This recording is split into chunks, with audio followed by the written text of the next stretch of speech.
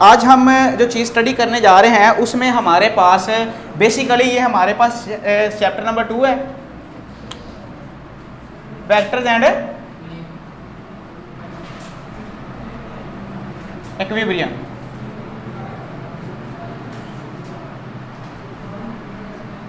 Okay जी, आज हमने जो चीज़ स्टडी करनी है मेरा बेटा वो है कोऑर्डिनेट सिस्टम।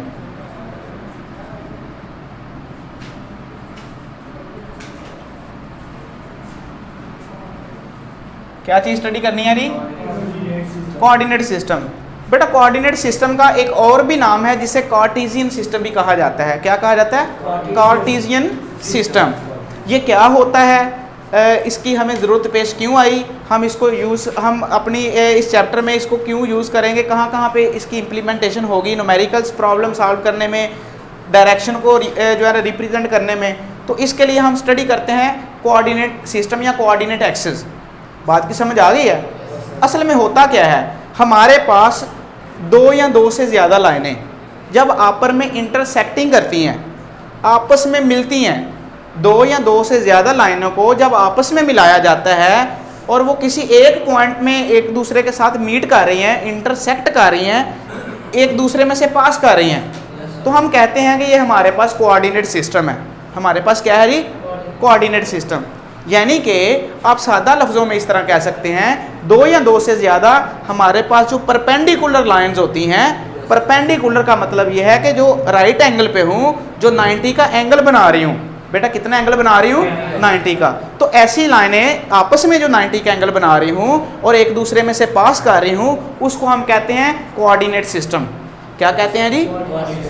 सर फिर इसकी डेफिनेशन हम कैसे कर सकते हैं? तो फिर हम कह सकते हैं दो या दो से ज़्यादा लाइनें जब आपस में इस तरह मिलती हैं कि वो आपस में 90 का एंगल बनाती हैं और एक पॉइंट में से पास करती हैं, तो हम उसे कहते हैं कोऑर्डिनेट सिस्टम।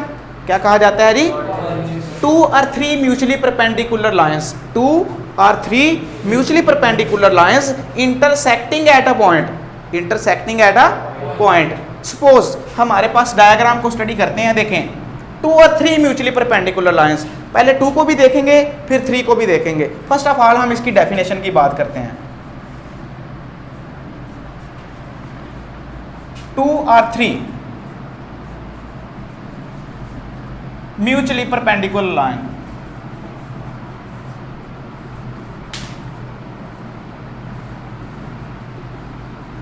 टू और 3 mutually perpendicular lines intersecting at a point is called coordinate system।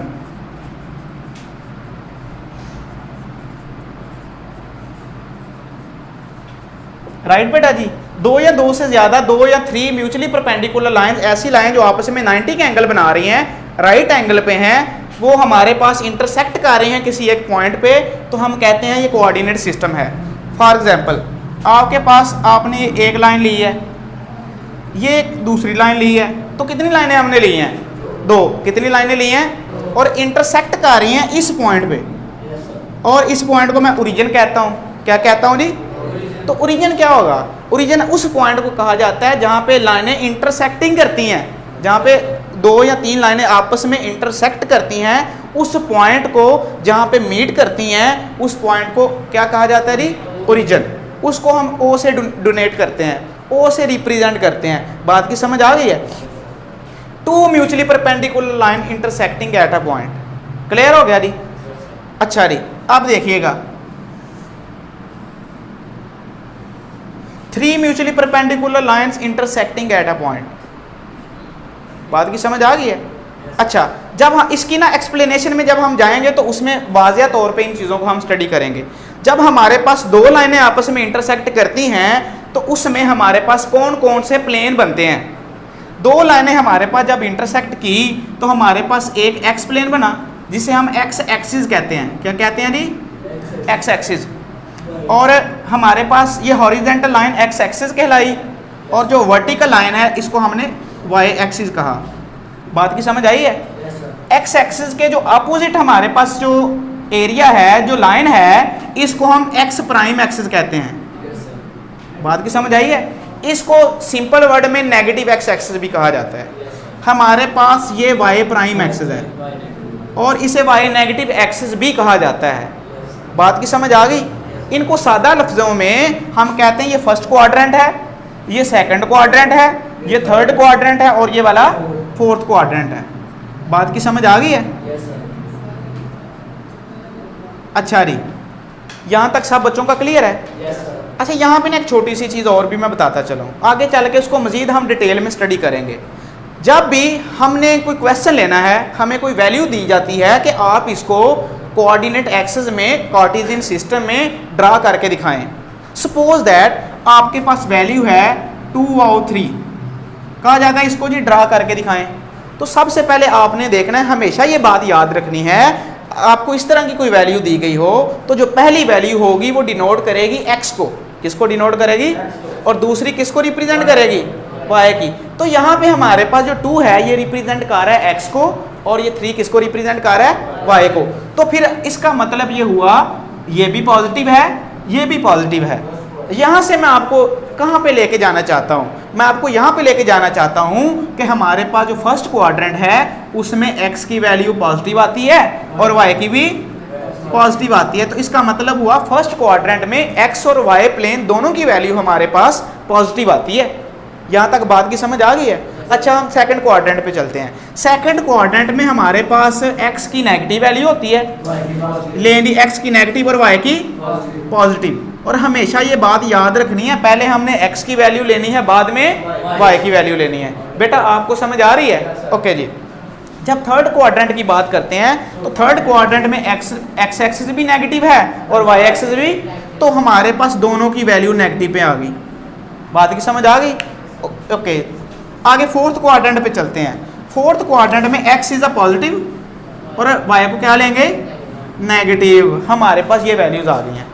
अच्छा, मुझे बताइएगा कि ये वैल्यू जो है ये हमारी जो एक्सरसाइज है चैप्टर नंबर 2 की शॉर्ट क्वेश्चंस की, उसमें एक क्वेश्चन ऐसा है कि जिसमें आपको वैल्यू दी जाती है और पूछा जाता है कि ये किस क्वाड्रेंट में लाई कर रही है। तो आप बेटे मुझे ये बताएं इसको देखते हुए कि हमारे पास ये वैल्यू किस क्वाड्रेंट में लाई कर रही है। बिकॉज यहाँ पे x भी पॉजिटिव है और y भी, तो ये फर्स्ट क्वाड्रेंट में लाई कर रही है। अच्छा, मुझे बताइएगा कि ये हमारे पास किस क्वाड्रेंट में लाई कर रही है? ये सेकंड क्वाड्रेंट में लाई कर रही है क्योंकि x नेगेटिव है और y पॉजिटिव। अच्छा, इसका बताइएगा ये किस क्वाड्रेंट में लाई कर रही है? ये थर्ड क्वाड्रेंट में लाई कर रही है क्योंकि x भी नेगेटिव और y भी नेगेटिव। तो इससे हमें ये पता चलता है जो x एक्सिस होता है उसमें x की पॉजिटिव वैल्यू ली जाती है, x नेगेटिव पे x की कौन सी वैल्यू ली जाती है? नेगेटिव। y एक्सिस पे y की पॉजिटिव वैल्यूज ली जाती हैं और y प्राइम एक्सिस पे y की कौन सी वैल्यू ली जाती हैं? नेगेटिव। बात की समझ आ गई है? अच्छा जी, आगे चलते हैं हम। हमारे पास ये जो कोऑर्डिनेट सिस्टम होता है ना, ये दो तरह का होता है। तो there are 2 types of coordinate system. Number 1 is 2 dimensional coordinate system.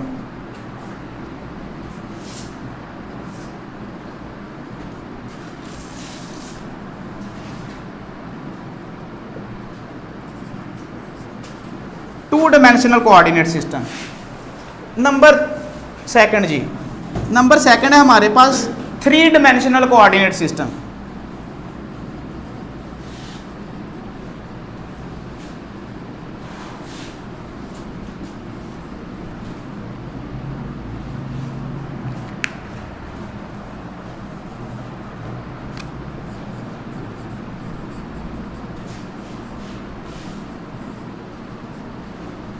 Okay जी, इनको अब हम 1 बाय 1 देखते हैं कि 2 डायमेंशनल कोऑर्डिनेट सिस्टम क्या होता है और 3 डायमेंशनल कोऑर्डिनेट सिस्टम क्या होता है। बेसिकली सिंपल वर्ड में इसको 2D भी कहा जाता है और इसको 3D भी कहा जाता है। 2D को हम जो है वो प्लेन में ड्रा करते हैं, किस में ड्रा करते हैं? और 3 डायमेंशनल को हम स्पेस में ड्रा करते हैं। किस में ड्रा करते हैं? ये MCQs पेपर में आया भी हुआ है कि जो हमारे पास 3 डायमेंशनल प्लेन होता है उसको हम कहाँ पे ड्रा करते हैं। तो आपने किस ऑप्शन पे क्लिक करना है? स्पेस में। बात की समझ आ रही है? अच्छा जी, जब हमने स्टीरेडियन को स्टडी किया था प्रीवियस चैप्टर में, तो स्टीरेडियन इज द 3 डायमेंशनल एंगल नहीं था वो? वो स्फेरिकल फॉर्म में स्फेयर की बॉडी में हमारे पास आ रहा था, जो हमने कौन को स्टडी किया था जब। बात की समझ आई है ना? ओके जी। अच्छा जी, अब हम इन दोनों की एक्सप्लेनेशन को स्टडी करते हैं। टू डिमेंशनल कोऑर्डिनेट सिस्टम क्या होता है, थ्री डिमेंशनल कोऑर्डिनेट सिस्टम क्या होता है? When two lines intersecting at a point, या when two lines are mutually perpendicular and intersecting at a point, जब दो लाइनें आपस में परपेंडिकुलर एक दूसरे से मिलें तो हमारे पास जो प्लेन बनता है उसको टू डिमेंशनल कहा जाता है। जैसा कि X plane and Y plane, जैसा कि एक्स प्लेन एंड, ये हमारे पास टू डिमेंशनल प्लेन है। एक वक्त में हमारे पास दो प्लेन आ रहे हैं, एक्स प्लेन और वाई प्लेन। वो एक्स पॉजिटिव भी हो सकता है और वाई पॉजिटिव भी हो सकता है, नेगेटिव भी हो सकता है। बात की समझ आ गई है? Two mutually perpendicular lines intersecting at a point is called to dimensional coordinate system. मेरी बात फॉलो कर रहे हैं? To lines intersecting at a point at right angle with each other, yeah, two lines perpendicular to each other intersecting at a point is called two dimensional coordinate system। दो लाइनें 90 angle बनाते हुए एक दूसरे से मिलें, इंटरसेक्ट करें, तो इसको क्या कहेंगे हम? Two dimensional coordinate system. क्या कहेंगे बेटा जी? Two dimensional coordinate system. अच्छा जी, अब हम बात करते हैं थ्री डिमेंशनल कोऑर्डिनेट सिस्टम की। तीन लाइनें हमारे पास ऐसे मिलें, ऐसे इंटरसेक्ट हों कि वो आपस में 90 का एंगल बना रही हूँ, तो हम कहते हैं ये थ्री डिमेंशनल कोऑर्डिनेट सिस्टम है। सपोज दैट इसको हम आगे लेके यहाँ पे चलते हैं। देखिएगा ज़रा यहाँ पे, first of all two dimensional की बात करते हैं।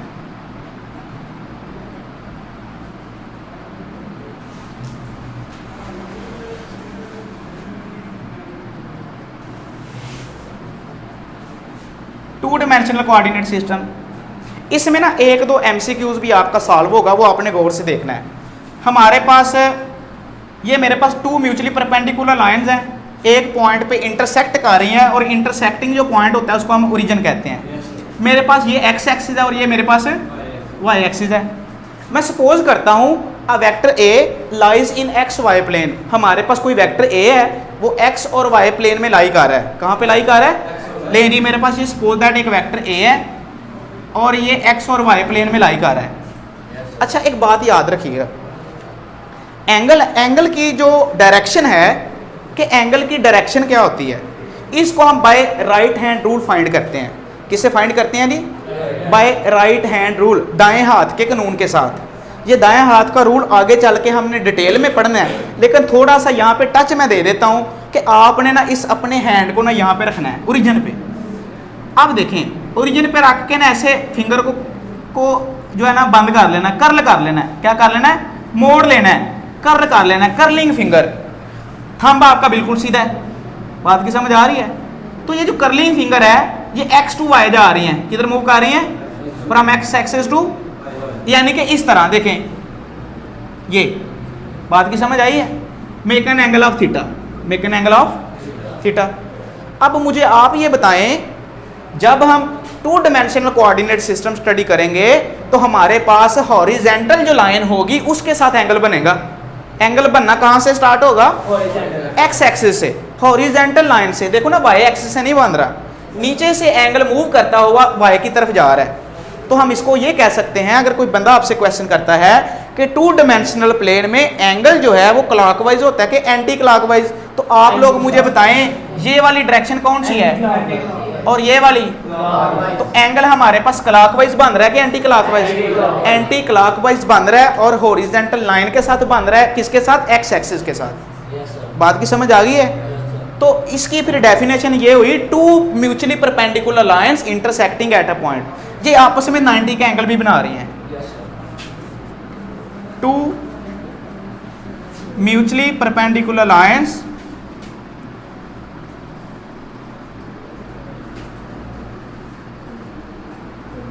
intersecting at a point is called two dimensional coordinate system।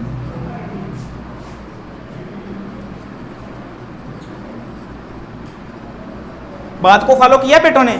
अच्छा, अब हम बात करते हैं थ्री डिमेंशनल कोऑर्डिनेट सिस्टम क्या होता है। देखें जी, थ्री डिमेंशनल कोऑर्डिनेट सिस्टम, बेटा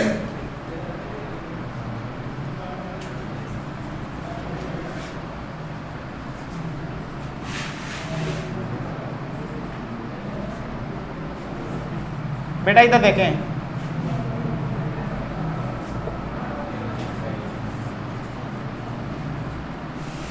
अच्छा अभी हमने बात की कि दो लाइनें इंटरसेक्ट करें तो to dimensional coordinate system, when